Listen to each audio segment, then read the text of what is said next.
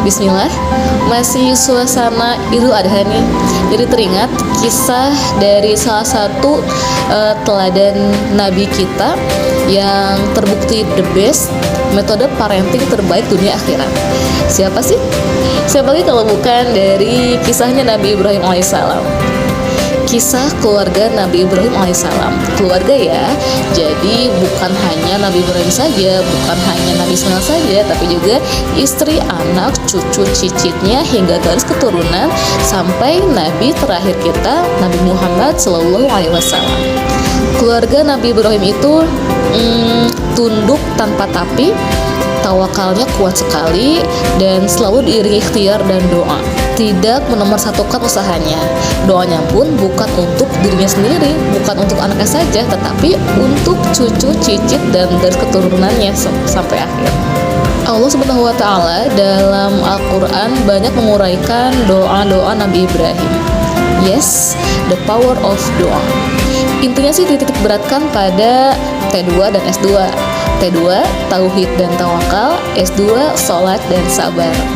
Apakah Nabi Ibrahim berdoa agar anaknya juara satu, atau anaknya bisa bersekolah di luar negeri, atau supaya anaknya menjadi kaya raya?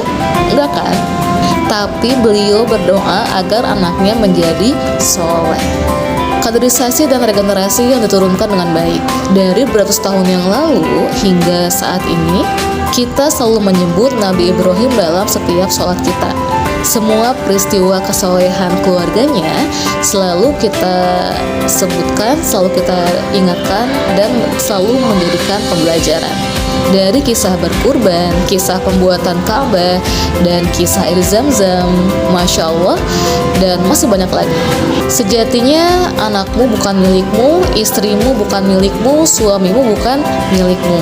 Mereka adalah titipan, ujian, dan anugerah. Bekali mereka dengan tauhid, jaga mereka semua dengan doa. Ingatkan mereka selalu agar tidak lalai dalam sholatnya. Ini yang harus kita turunkan pada anak kita. Fondasi kaderisasi kesolehan yang bisa menjadi amal jariah untuk kita, insya Allah. Lalu doa-doa seperti apa sih yang Allah uraikan dalam Al-Quran untuk Nabi Ibrahim? Seperti ini. A'udzubillahi minasyaitonirrajim. Rabbi habli minas sholihin. Ya Robku, anugerahkanlah kepadaku seorang anak yang termasuk orang-orang yang soleh. Quran Surat As-Saffat ayat 100.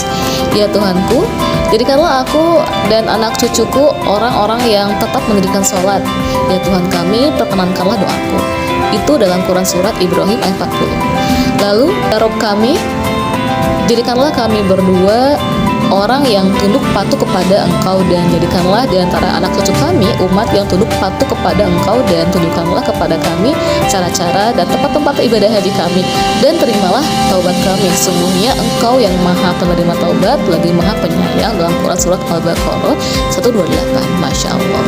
Mari teman-teman kita selalu mengingat kembali teladan dari kisah Nabi Ibrahim alaihissalam yang bisa menjadikan inspirasi untuk kita semua dalam mendidik putra-putri generasi kita.